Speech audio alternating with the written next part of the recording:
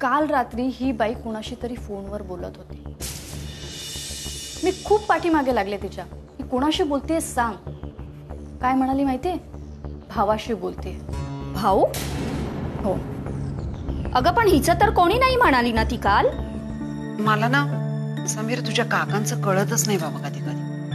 अरे आजूबाजूच्या परिसरामध्ये इतका दरारा आहे त्यांचा, पण एखाद्या गोष्टीमध्ये अगदी वाहवत जातात। बाबांनी ना त्यांना वठणीवर आणायला पाहिजे। वठणीवर?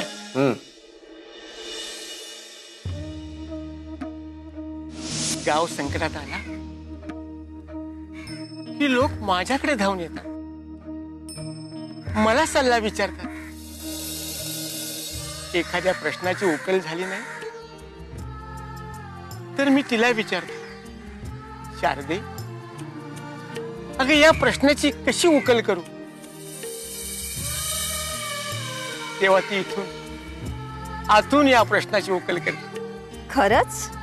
हो आणि हो, तुझी चौकशी करते बरं का। विचारते माझी गौराई कशी आहे, तिला सुखात ठेवलीत ना? मी तिला म्हणतो, हे बघ, हे सगळं तू प्रत्यक्ष येऊन बघितलं असतंस तर फार बरं झालं।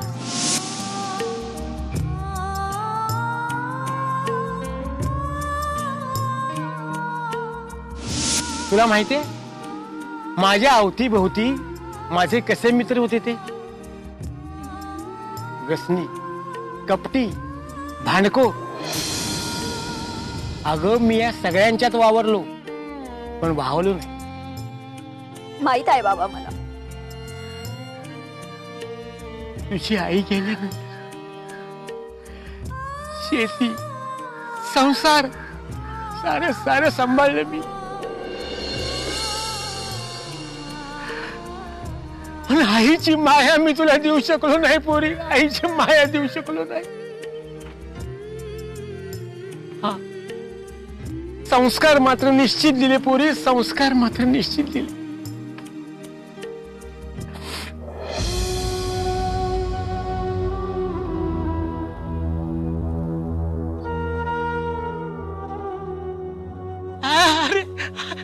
अरे का तू लढायचं नाही, लढायचं नाही। नाही नाही नाही पोरी, नको नको। हा हस हस हस बघू। हा, पुढे काय करायचं ठरवलंस तू? तनयासारखं देखील तुला जिल्ह्याच्या ठिकाणी चांगल्या कॉलेजात पाठवावं म्हणतो मी। खूप खूप शिकायचं, खूप शिकायचं।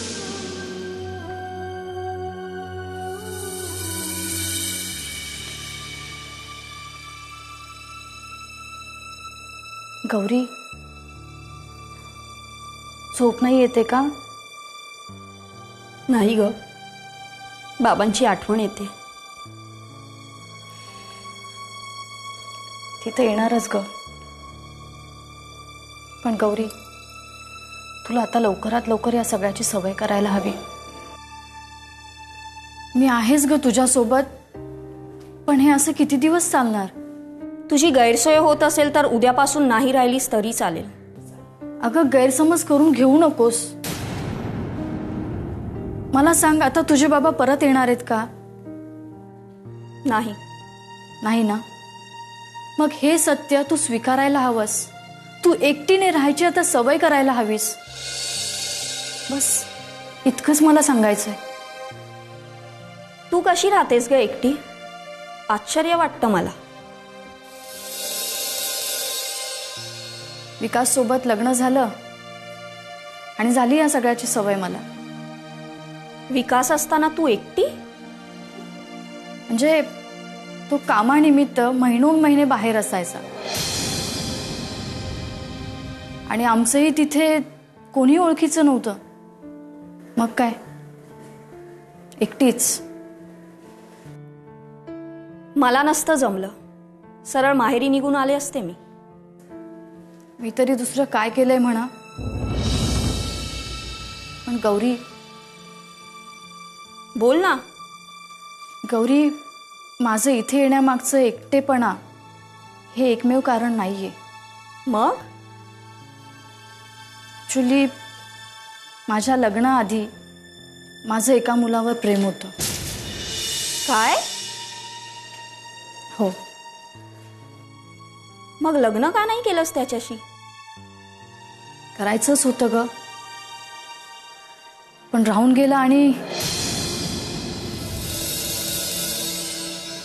एका अर्थी बरंच झालं म्हणा राहून गेलं ते.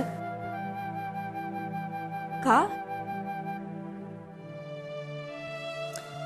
माझ्या पप्पांना तो मुलगा माझ्यासाठी कोणत्याही अँगलने सुटेबल वाटला नाही. हां, त्याचं एक दिसणं सोडलं तर शिक्षण, पैसा, घराणं या सगळ्याच बाबतीत त्याची बाजू खूप पडती होती. पण तरी तुला तो आवडला? हो, मी अंधाळ प्रेम केलं होतं त्याच्यावर. पण माझ्या पप्पांनी माझे डोळे उघडले.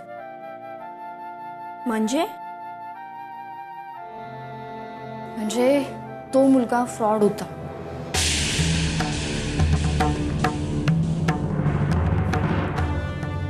मला सोडण्यासाठी माझ्या पप्पांनी त्याला पैशांची ऑफर केली आणि ती ऑफर त्याने स्वीकारली आणि मला सोडून सरळ निघून गेला.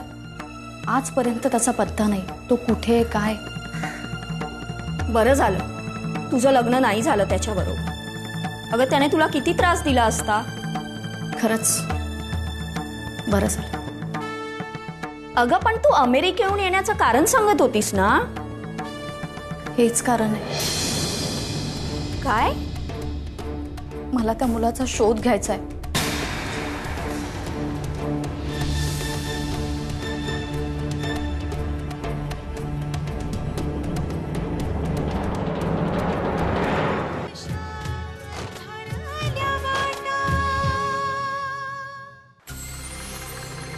जरा शांतपणे सगळ्या गोष्टींकडे बघा ना.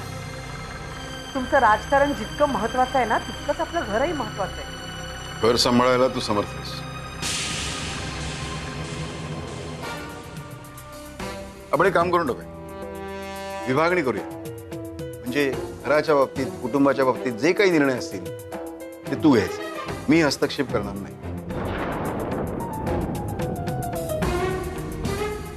आणि बाहेरचे म्हणजे उद्योगाच्या बाबतीत, राजकारणाच्या बाबतीत जे काय निर्णय असतील ते माझे मी घेईन. तू हस्तक्षेप करायचा नाही. वा, किती उदार मतवादी आहात हो तुम्ही.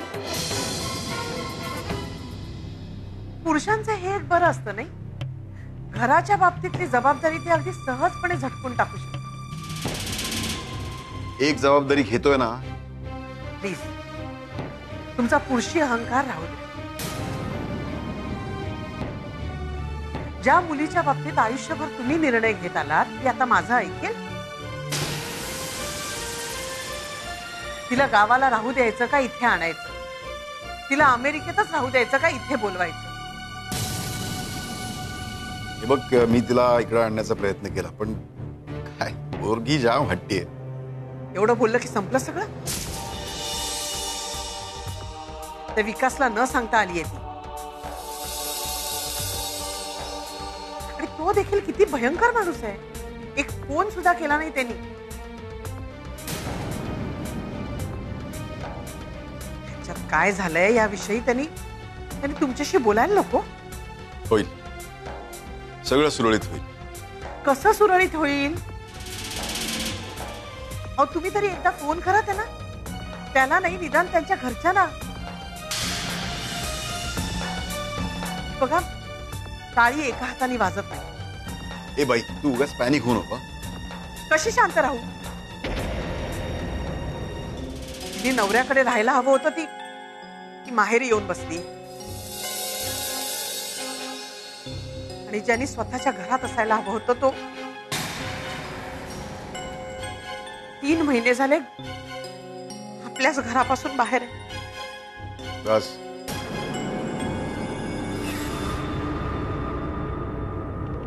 तुला किती वेळा सांगितलं की तरुणचा विषय माझ्यासमोर काढायचा नाही.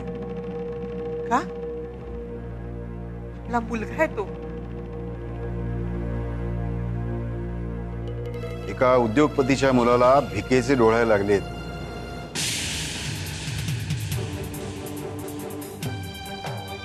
तरुण नको त्या वाटेने गेला. आमच्या पळपुट्या भावाचा विनायकचा कोणीतरी वारसा चालवायला नको. तरुणही त्याच वाटेने गेला. हे बघ, मी माझ्या भावाला अडवलं नाही, तरुणलाही अडवणार नाही.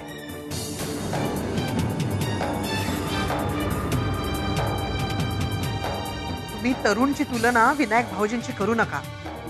असं कितीच पाहिलंय त्यांनी त्याला. पाहायला कशाला लागते? एखाद्याची सावली देखील प्रभाव टाकू शकते. तरुणच्या जन्माच्या वेळेला विनायकच आधी पोहोचला. कुठला संबंध कुठे जोडताय तुम्ही? तुमच्या भावाशी जसं वागत आलात ना तुम्ही, तसंच तरुणशी वागताय. हो, कसा वागलो भावाशी? जाऊ दे, मला उगाच विषय वाढवायचा नाही. तरुणला तुमचं राजकारण आणि तुमचे ते निवडणुकीतले प्रकार आवडत नाही. तो पहिल्यापासूनच सामाजिक विचाराचा आहे. त्याला हे सगळं आवडत नाही म्हणून त्याला दुःख झालंय. ओ अच्छा, असं आहे होय. मग ठीक आहे, तो स्वतंत्रपणे त्याची काळजी घेईल की. तू कशाला चिंता करतेस?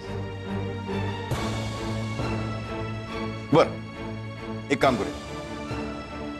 मी त्याची तरुणची तुलना केली ना विनायकशी, ती मागे घेतो. ठीक आहे? माझा थोरला मुलगा तरुण, त्याला सामाजिक कार्यामध्ये जास्त इंटरेस्ट असल्यामुळे सामाजिक कार्यात कर्तृत्व करण्याकरता घराबाहेर पडला आहे.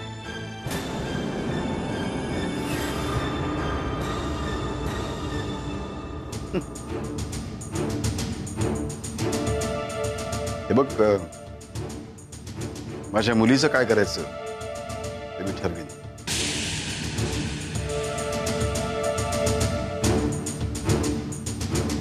पण तरुणच्या बाबतीत मी काही करणार नाही.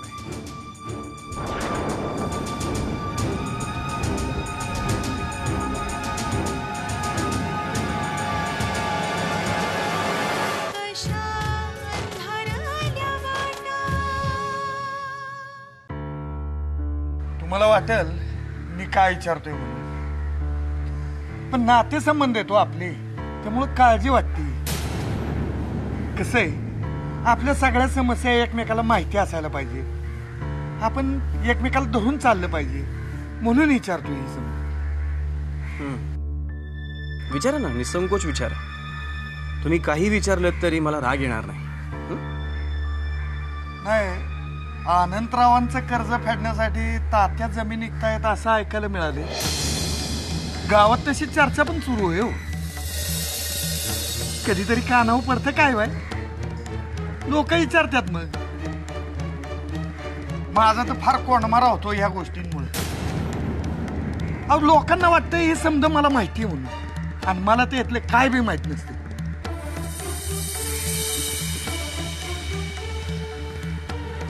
लोक बोलतच असतात. आपण दुर्लक्ष करायचं या गोष्टी. लोक विचारतील की कर्ज कधी फेडणार म्हणून, किंवा कर्ज फेडायसाठी जमीन विकणार आहेत का म्हणून. लक्ष नाही द्यायचं आपण या गोष्टीकडे. नाही, पण तुम्ही प्रश्नाचं उत्तर काय दिलंच नाही. खरंच तात्या जमिनी विकतात का?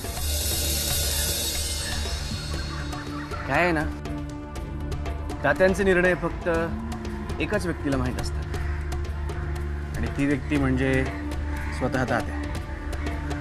मी मुलगा असलो तरी ते मला कधीच सांगत नाहीत.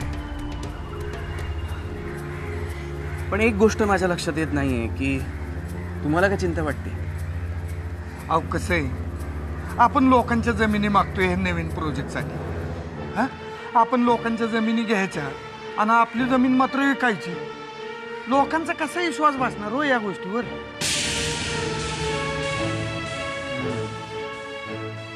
नाही, गोष्ट विचार करण्यासारखी आहे. बरं झालं तुम्ही माझ्या लक्षात आणून दिलं. मी घालेन तात्यांच्या कानावर. नाही, पण मी विचारलंय असं सांगू नका बरं का, नाही तर त्यांचा गैरसमज व्हायचा. त्यांना वाटायचं की लग्नाच्या आधीपासूनच जावायचे कान भरायला सुरुवात केलीत आम्ही म्हणून. नाही, तुम्ही काळजी करू नका. आणि तुम्हाला आणखीन एक गोष्ट विचारायची होती. बोला ना. नाही, म्हणजे तनयाची आई म्हणत होती की लग्न येळच झालेलं बरं, नाही का? तुम्ही एवढी घाई का करताय हे मला कळत नाही. शिकते ना ती अजून. अहो, शिक्षण काय, लग्न झाल्यावर सुद्धा होईलच की. तुम्हाला माझ्यावर विश्वास नाहीये बहुतेक. मी शब्द फिरवेन असं वाटतंय तुम्हाला? नाही नाही, असं काय नाही. गैरसमज करून घेऊ नका बघा. अहो, पोरीचा बाप आहे ना, त्यामुळे काळजी वाटते हो, दुसरं काय नाही. नाही, गैरसमज नाही करून घेत आहे. पण देसाईंच्या शब्दाला काही मान आहे ना, हिंमत आहे ना काही? तुमचा काही दोष नाही आहे म्हणा याच्यामध्ये. गावात पहिल्यांदाच देसाईंच्या विरोधात बोटं उठायला लागली, म्हणून काळजी वाटत असेल तुम्हाला. रागवू नका. आणि हा लग्नाचा विषय काढला होता हे तात्यांजवळ किंवा आईंजवळ पण बोलू नका.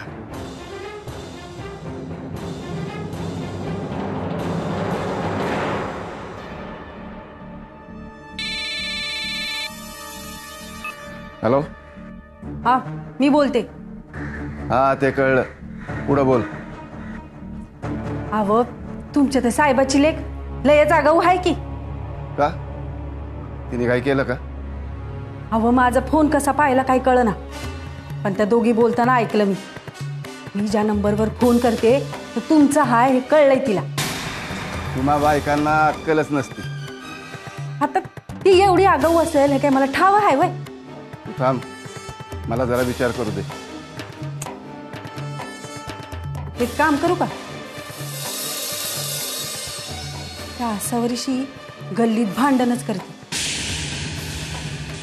लोकांनी बघितलं की नाही की तिची तिलाच लाज वाटत, आणि मग माझ्या वाट्याला जायची नाही ती. नाहीतर तुम्ही म्हणता तर तिच्या झिंजाच उपटती. राग येतो की नाही मला तिचा. तुझं काही होणार नाही, पण साहेब मला जागेवर ठेवतील का? हा, ते तुमचं तुम्ही बघाव. एक काम कर, तू काही करू नको. ते सिम कार्ड माझ्याकडे देऊन टाक. मी बघतो त्या आसावरीचा काय बंदोबस्त करायचा. साहेबांच्या कानावर घालतो आणि तिला गप्प करतो. हा, बर. ठेव फोन. हो हो साहेब. अहो, ते पैसा नाही पोचला अजून. हो, लय हाल चालले तो माझे. आणि तुम्ही ती कोणतरी येते ठेवते आपण.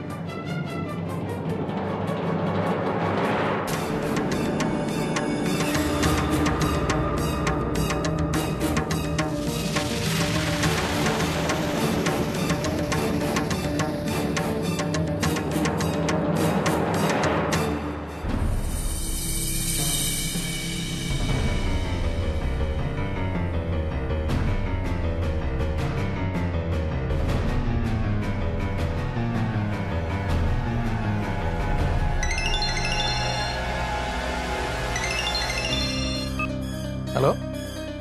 प्रसाद प्रसाद काहीही करून चंद्रकलेला गौरीच्या घराबाहेर काढ,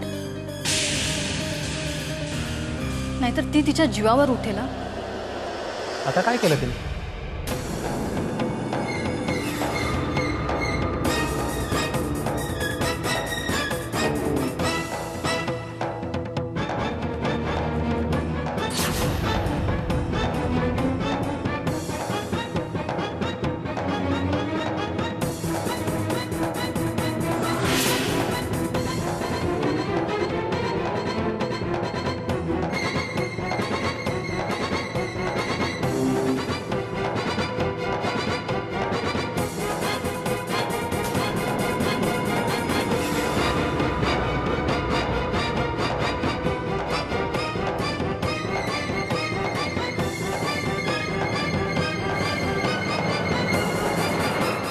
या बाईला गुरुजींच्या घरातून धक्के देऊन हाकलून द्यायला पाहिजे. बाय द वे, हे संजय राव नेमकं करतात काय हो? म्हणजे तुम्हाला फोन करण्या व्यतिरिक्त काही उद्योगधंदा करतात की नाही? चमचे लोकांना आपली निष्ठा सिद्ध करायला दुसरा कोणता मार्ग असतो? बिचारे छोटं मोठं काही घडलं की पोहोचतच आपल्यापर्यंत. हा, माझी बॅग भरायला सांगा. संध्याकाळी गावाला जायचं, आणखीन मला गावात तळ ठोकायचं.